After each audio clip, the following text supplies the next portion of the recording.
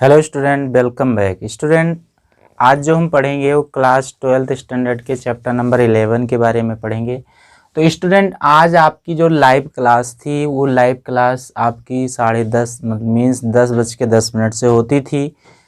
तो उस कई ऐसे स्टूडेंट जो भैया लोग थे वो गए थे, अपना स्कूल गए थे वेरिफिकेशन के लिए। तो मैं उसको टाइम्स को बढ़ा भी दिया था, 11:30 कर दिया था। तब भी कुछ ऐसे स्टूडेंट थे जो कि एक दो लोग छोड़ के 5 लोग ही जुड़े थे, इसलिए मैंने आज लाइव क्लास को जो है बंद कर दिया, आज नहीं पढ़ाया। तो अभी मैं प्रिपेयर ही था तो मैं सोचा वीडियो ही बना के डाल देता हूँ, आप देख लेंगे। तो नेक्स्ट टाइम से जब आप सब लोग फ्री रहेंगे तो आपकी जो 10 से ही क्लास थी रहती है हमेशा जो है 12th की, या मैं कल अगर आपको संडे है कल अगर आपको लाइव पढ़ाऊँगा तो उसमें आपको नए टॉपिक्स के बारे में पढ़ा दिया जाएगा। तो स्टूडेंट, आपसे रिक्वेस्ट है, चलिए आज आपको प्रॉब्लम थी कोई बात नहीं, लेकिन अगर आप रहते हैं तो लाइव क्लास को ज़रूर अटेंड करें और आप यहाँ से क्या करें, सही तरीके से आप पढ़ सकें और क्वेश्चन को पूछ सकें। तो इस कारण से मैंने लाइव क्लास को एंड कर दिया कि उसमें बहुत सारे ऐसे भैया बहनों ने भाग नहीं लिया, तो इस कारण से मैंने उसको बंद कर दिया। नेक्स्ट आपको जल्दी ही मैं कल या परसों में आपको तुरंत ही आपको लिंक प्रोवाइड करूंगा लाइव क्लास का, तो आप उसमें आप पार्टिसिपेट होइएगा। तो चलिए स्टूडेंट, बिना टाइम वेस्ट किए हम चलते हैं अपने आज के टॉपिक पे, जो कि आपकी लाइव क्लास में थी, जो कि आपको आज नोट्स प्रोवाइड कर दिया गया है। इसको हमको समझना। देखिए स्टूडेंट, क्या है, बहुत ही इंपॉर्टेंट टॉपिक है। आप देखोगे कितना छोटा नोट्स है, लेकिन समझने वाली बात है ना, बहुत ही ये क्या है कहने का मतलब इंटरेस्टिंग टॉपिक है, बहुत ही इंपॉर्टेंट टॉपिक है। तो चलिए स्टूडेंट, हम क्या करते हैं इसको समझते हैं। तो स्टूडेंट, आपको टॉपिक लिखा गया है, आपको नोट्स प्रोवाइड कर दिया गया है, आपसे कहा भी गया है, उसमें नोट करके लिख दिया गया है कि आपको स्ट्रक्चर्स बनाना है। यहाँ से क्या करना है, ये स्ट्रक्चर्स को ड्रा करना है। उससे पहले हम क्या करते हैं, इसको समझते हैं कि ये क्या होता है। ठीक है, देखिए स्टूडेंट, क्या होता है कि हम टॉपिक पढ़ रहे थे, आज का जो टॉपिक था आइसोलेशन ऑफ डीएनए फ्रेगमेंट्स। क्या है, आइसोलेशन ऑफ डीएनए फ्रेगमेंट्स। ठीक है, डीएनए टुकड़ों को पृथक करना, कहने का मतलब किसी भी एक बंदे से दूसरे बंदे के अंदर डीएनए को कटिंग करके किस तरीके से उसको फॉरवर्ड किया जाता है, उसके अंदर इंक्लूड किया जाता है, इन सारी चीज़ों के बारे में आज हम इस टॉपिक्स में डिस्कस करने वाले हैं। देखो, इसको हम क्या बोलते हैं, जेल इलेक्ट्रोफोरेसिस। ठीक है, इसका सेकेंड नेम जो कि आपके बुक में मेंशन नहीं, आपका लिखा है आइसोलेशन ऑफ डीएनए फ्रेगमेंट्स, और आप बोल सकते हो जेल इलेक्ट्रोफोरेसिस। ठीक है, अब देखो जेल कह रहा है, जेल इलेक्ट्रोफोरेसिस कह रहा है, तो जेल मतलब किसी जेल के बारे में बात कर रहा होगा। तो इसका मतलब है कि आप सुने होंगे 11th स्टैंडर्ड में आपको पढ़ाया गया था एगार जेल। क्या पढ़ाया गया था, एगार जेल। अभी मैंने इसको सब बता रहे थे लेकिन आपको प्रॉब्लम बताई गई। तो इसमें क्या था, एगार जेल आपने सुना है। इसको एगार जेल ऑब्टेन्ड कहाँ से किया जाता है भाई, प्राप्त कहाँ से किया जाता है, तो ये एक एल्गी होती है। क्या होती है, एक एल्गी होती है, एक शैवाल होता है। क्या होता है, एक शैवाल होता है, और उस शैवाल का नाम क्या है, जेलेडियम ग्रेसिलेरिया। क्या नाम है, जिलेडियम ग्लेसिलेरिया, जो कि आपको 11th स्टैंडर्ड में आपको बताया गया था। ठीक है, अब देखिए इसका जो डीएनए आइसोलेशन होता है, इसका जो आकार होता है झिल्ली नुमा होता है। क्या होता है, झिल्ली छन्नी जैसा होता है, कह सकते हैं आप। ठीक है, किस तरीके से होता है, छन्नी जैसा होता है। तो मान लीजिए कि आपने किसी एक बंदे के अंदर का जो डीएनए सैंपल होता है, जो डीएनए सैंपल होता है उसको आपने इसको क्या किया, ऑब्टेन कर लिया, प्राप्त कर लिया। तो क्या होता है कि जैसे कि आप कहाँ से मिला ये भाई, ये तो पता ना कि डीएनए सैंपल हमको कहाँ से मिला। तो देखिए जो मर्डर वगैरह हुई रहती है, ठीक है, जो रेप वगैरह हुए रहते हैं, उसमें से जो भी क्या होते हैं छोटे छोटे या डिस्प्यूट वगैरह हुए रहते हैं, वो केसों में क्या होते हैं कि जब डीएनए सैंपल्स को हम ऑब्टेन्ड कर लेते हैं तो उसको अब किस तरीके से हम उसको क्या करते हैं, देखते हैं, किस तरीके से हम उसका अध्ययन करते हैं। ठीक है, तो ये हम क्या करते हैं, जैसे कि हमने किसी भी डीएनए सैंपल्स को कहीं से ऑब्टेन कर लिया, जो भी मर्डर केस, रेप केस या आपकी क्या होती हैं डिस्प्यूट वगैरह होती हैं, वहाँ से आपने इसको ले लिया है। अब देखिए आफ्टर दैट क्या होता है कि हम इस जेल इलेक्ट्रोफोरेसिस को पढ़ने से पहले यहाँ पे हमने आपको एक जिलेडियम लेरिया की एल्गी जो है आपको बताया गया था। ठीक है, अब क्या होता है कि हम जानते हैं कि इसको समझने के लिए हम क्या करते हैं कि यहाँ पर एक ट्रे लिए हैं, क्या लिए, ट्रे लिए हैं, ट्रे कह सकते हो, ट्रे लिए हैं।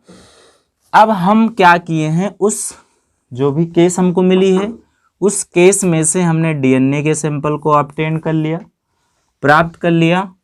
अब हम क्या करते हैं, उस ट्रे में क्या करते हैं, उस ट्रे में इसको क्या कर देते हैं, डाल देते हैं। ये सब क्या है, ये डीएनए क्या है, डीएनए के सैंपल है।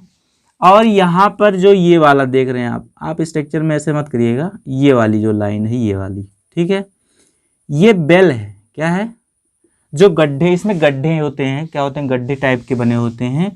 तो हमको ध्यान ये रहे कि ये जो हम आपके सैंपल को डाल रहे हैं, डीएनए के सैंपल को किसी भी जहाँ से हमने लिया है, तो ये गड्ढे में उसके बीच बीच में क्या होने चाहिए, ठीक है, उसके बीच में ये रखे होने चाहिए। क्लियर। अब यहाँ पर आपको क्या करना है, 2 आयरन लगा होता है, एक इधर लगा होता है, ठीक है, और एक इधर लगा होता है, जो कि ये क्या होता है, कैथोड को डोनेट करता है, कैथोड चार्ज होता है ये, ठीक है, निगेटिवली चार्ज जिसे हम बोल सकते हो। दूसरा क्या होता है, पॉजिटिव चार्ज होता है, जिसको हम एनोड बोलते हैं। इसको हमने लगा दिया, ठीक है। और हम आपको इसके प्रीवियस वाले वीडियो में बताए थे कि जो डीएनए होता है, डीएनए क्या होता है, डीएनए इज निगेटिवली चार्ज। यहाँ पर लिखा भी गया है कि डीएनए के पास निगेटिवली चार्ज होते हैं, ठीक है। क्यों, क्योंकि इसके पास प्रेजेंट होते हैं phosphatic group, phosphorus phosphatic group, ये सारी चीज़ें प्रेजेंट होती हैं, इसीलिए डीएनए डबल स्टैंडर्ड होता है। और डीएनए के पास क्या होते हैं, निगेटिवली चार्ज होते हैं।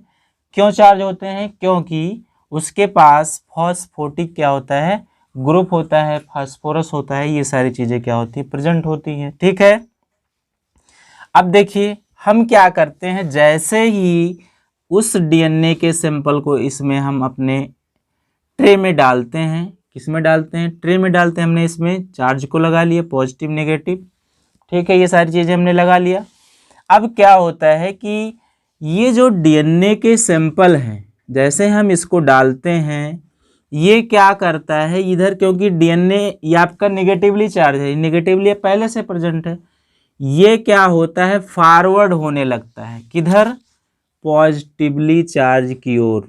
और इसमें 2 तरीके के सैंपल हैं, देखो, एक इसमें डीएनए के लार्जेस्ट सैंपल हैं, क्या है, डीएनए जो बॉन्ड्स हमने लिया, एक इसके लार्जेस्ट बॉन्ड है और एक क्या है, स्मॉलेस्ट बॉन्ड है। तो जैसे ही हम क्या करते हैं, अपने ट्रे में, अपने कंटेनर में, अपने पात्र में, अपने वेसल्स में डीएनए के सैंपल को डालते हैं, तो ये क्या करते हैं, डीएनए फ्रेगमेंट्स जो होते हैं ये फॉरवर्ड होने लगते हैं। लिखा भी गया डीएनए सैंपल फॉरवर्ड, किधर से, नेगेटिवली चार्ज से किधर, पॉजिटिवली चार्ज की ओर। कहने का मतलब जो लार्जेस्ट फ्रेगमेंट्स होगा, जो लार्जेस्ट कण होंगे, वो यहीं निगेटिवली चार्ज की तरफ ही क्या हो गए, रुके रहेंगे, यहीं बैठ जाएंगे ये। और जो स्मॉलेस्ट होंगे, क्या होंगे, जो डीएनए फ्रेगमेंट्स स्मॉलेस्ट होंगे, वो पॉजिटिव चार्ज की ओर, एनोड की ओर क्या होने लगते हैं, अट्रैक्टिव होने लगते हैं, जाने लगते हैं, उसको अपनी तरफ वो अट्रैक्ट कर लेता है। क्लियर। अब देखो, जब हम क्या करते हैं, डीएनए के सैंपल को डाले थे, क्या करते हैं, डीएनए को सैंपल को जब डाल लिए थे उसमें भाई, उसको उसमें क्या कर दिए थे, इंक्लूड कर दिए थे। तो इसमें क्या होता है कि इसमें हम डीएनए सैंपल में कुछ कलर लाने के लिए हम क्या करते हैं, एक केमिकल को डालते हैं, क्या करते हैं, केमिकल को डालते हैं, जो कि हमने यहाँ पे लिखा है DNA sample to colour in change is responsible. वो केमिकल क्या है, जो डीएनए के सैंपल को कलर में बदलने के लिए हेल्पफुल होता है, ठीक है। तो उस कलर का क्या नाम है, ये आपके लिए इंपॉर्टेंट होगा, इथिडियम, क्या है, इथिडियम ब्रोमाइड होता है। क्या होता है बेटा, इथिडियम ब्रोमाइड होता है। और इसको हम शॉर्ट में बोल सकते हैं ETBR। क्या बोल सकते हैं उसको? ETBR। क्लियर? तो इसमें हमने उसके सैंपल में कलर को डाल दिया, एक केमिकल को डाल दिया, एथिडियम ब्रोमाइड को, जिसको हम शॉर्ट में ETBR बोलते हैं। अब देखो ये क्या करता है, क्यों हम डाल दिए भाई DNA के सैंपल में, DNA फ्रेगमेंट्स में क्यों डाल दिया इसको, एथिडियम ब्रोमाइड को? क्यों? क्योंकि जो एथिडियम ब्रोमाइड है ये रिस्पॉन्सिबल होता है इस पूरे DNA फ्रेगमेंट्स को, इस सैंपल को कलर करने के लिए। ठीक है, कलर करने के लिए। तो जैसे ही हम एथिडियम ब्रोमाइड को इसमें डालते हैं, इसमें कलर हमको ऑब्टेंड हो जाता है। क्या हो जाता है? एक कलर ऑब्टेंड हो जाता है। उस कलर का क्या नाम है? Orange colour. ठीक है, वो किस कलर में हमको मिल जाएगा? ऑरेंज कलर में हमको मिल जाएगा। कहने का मतलब जो हमारा सैंपल है, जो हमने लिया था किसी भी मर्डर केस से, रेप केस से, जो भी हमने उसको देखना चाहा, तो वहाँ से क्या हुआ, हमको कलर मिल गया ऑरेंज कलर का। ठीक है, अब देखिए, अब हम क्या करते हैं, इसको एब्जॉर्ब करेंगे ना भाई, देखेंगे कि हमारा जो सैंपल है वो सही है, सही केस है कि गलत केस है। ठीक है, उसके लिए हम क्या करते हैं, एक हम मेथड का यूज करते हैं, एब्जॉर्ब करते हैं, उसको देखते हैं।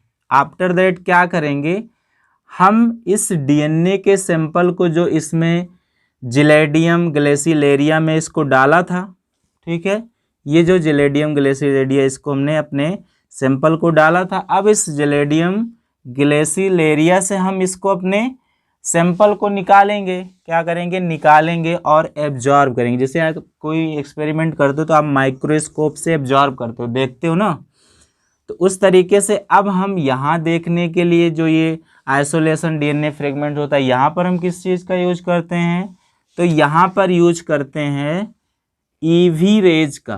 किसका?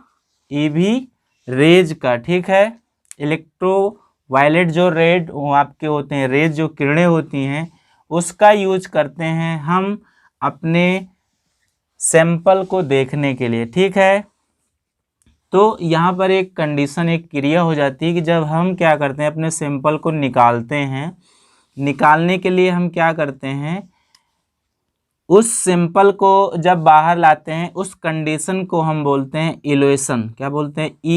ELUTION, evolution. ठीक है, कहने का मतलब सैंपल को जिलेडियम ग्लेसिलेरिया से बाहर निकाले की कंडीशन को ही इल्यूशन बोलते हैं। क्लियर? लेकिन ध्यान ये रहे कि जब हम सैंपल को निकाल रहे हैं, बाहर निकाल रहे हैं, तो बहुत ही इसमें सावधानी बरतना चाहिए, बहुत ही इसको अच्छे दिमाग से उसको निकालना चाहिए। नहीं तो ये हमारे लिए क्या होता है, कॉजिंग कैंसर हो जाता है, जिससे ये हमारे लिए क्या हो सकता है, हार्मफुल हो सकता है। ठीक है,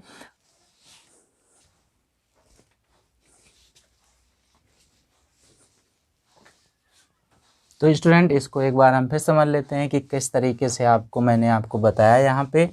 तो स्टूडेंट देखो, यहाँ पे आज का जो टॉपिक था, हमने आपको पहले भी बताया, आइसोलेशन ऑफ DNA फ्रेगमेंट था। DNA टुकड़ों को पृथक करना, जिसको हम सेकेंड नेम से जेल इलेक्ट्रोफोरेसिस के नाम से जानते हैं। ठीक है, अब देखिए ये दो जेल आपके नाम से ही लग रहा है, जेल इलेक्ट्रोफोरेसिस, जेल। ठीक है, तो जेल का मतलब होता है, किसी जेल की बात कर रहा होगा, तो अभी हमने आपको बताया था एगार जेल, जो कि एक एल्गी होती है, उसको ऑब्टेन कहाँ से किया जाता है, एल्गी से। आपको उस एल्गी का नाम क्या है जहाँ से इसको हमने ऑब्टेन किया, जिलेडियम ग्लेसिलेरिया है। अब देखिए यहाँ पर हम क्या करते हैं, इसका यूज कहाँ करते हैं, कहाँ पे इन चीज़ों का यूज करते हैं, तो अभी हमने आपको बताया कि जो भी मर्डर केस होती है, जो भी रेप केस होती है, ठीक है, जो भी क्या होते हैं अदर केसें होती हैं, वहाँ से सैंपल की जांच करने के लिए हम क्या करते हैं, इस टेक्निक्स का यूज करते हैं। तो हमने यहाँ पर क्या किया, एक ट्रे लिया है, ठीक है, एक ट्रे लिया है, और इस ट्रे में क्या किए, अपने जो सैंपल है जो कि हमने लिया है, जिसको हम चेक करना चाहते हैं, उस सैंपल को इस ट्रे में हमने डाल दिया, जिसमें इसको भी डाले थे, जिलेडियम ग्लेसिलेरिया। ठीक है, इसको हम कोड अपना, हमने एक DNA कटिंग लिया, 2 लिया, 3 लिया, ETC जो भी ले सकते हो आप, 4th लेना चाहिए।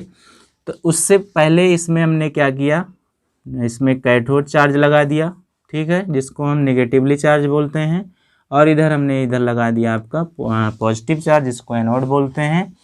अब क्या है, जब हमने इसको जिलेडियम ग्रेसिलेरियम में इसको डाल दिया, तो अब हम क्या करेंगे, अपने जो सैंपल है सैंपल को इसमें डाल देंगे, ठीक है, सैंपल को इसमें डाल देंगे।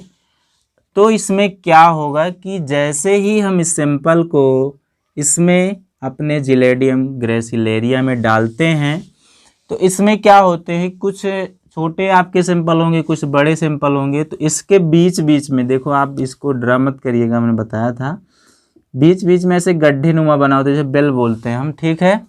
उसमें आपको ध्यान देना चाहिए कि आपका सिंपल उसी में ही जो है इंटर हो, उसी में जाए।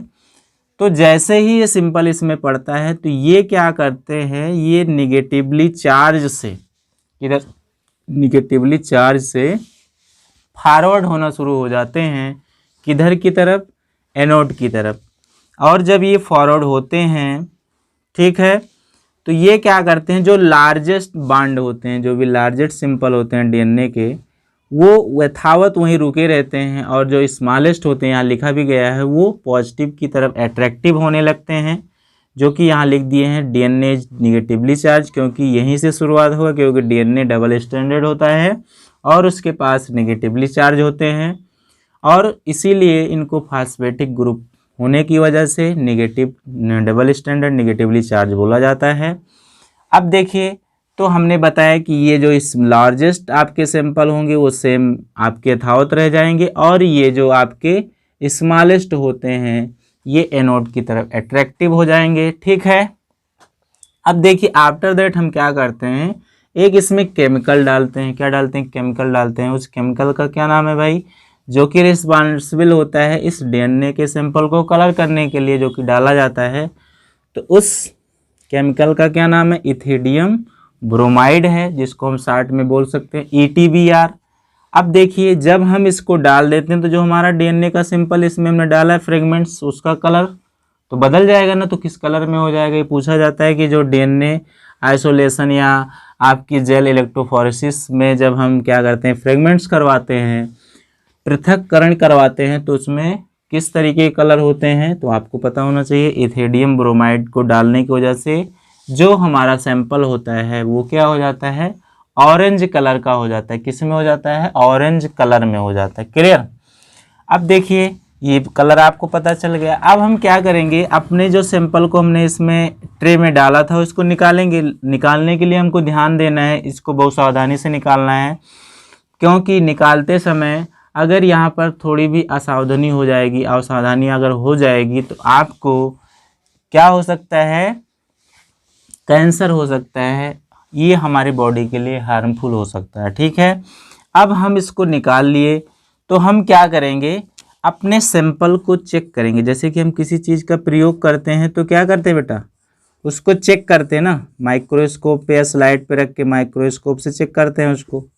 तो वैसे इस सैंपल को, इस बांड को चेक करने के लिए हम EV रेज, अल्ट्रा वायलेट जो किरणें होती हैं, उसका यूज करते हैं, और उससे हम ये पता लगा लेते हैं कि किस तरीके से हमारी जो केस है, किस तरीके से जो हमारा सैंपल है उसका यूज हुआ है, ठीक है।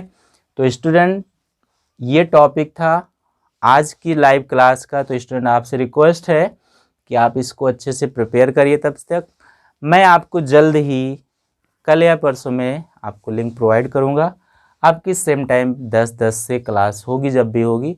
तो स्टूडेंट, आपसे रिक्वेस्ट है क्लास को ज़रूर अटेंड करें। अभी जैसे मैंने आपको पढ़ा दिया, अगर आपको इसमें होते, आप लाइव में होते तो आप पूछ सकते थे, बट एनीवे अगर आपको इसमें कोई प्रॉब्लम है तो आप नीचे लिखिए कमेंट बॉक्स में, आप अपना कमेंट लिख करके पूछ सकते हैं। तो स्टूडेंट, फिर मिलते हैं नेक्स्ट वीडियो में। आज के लिए इतना ही। Thank you class.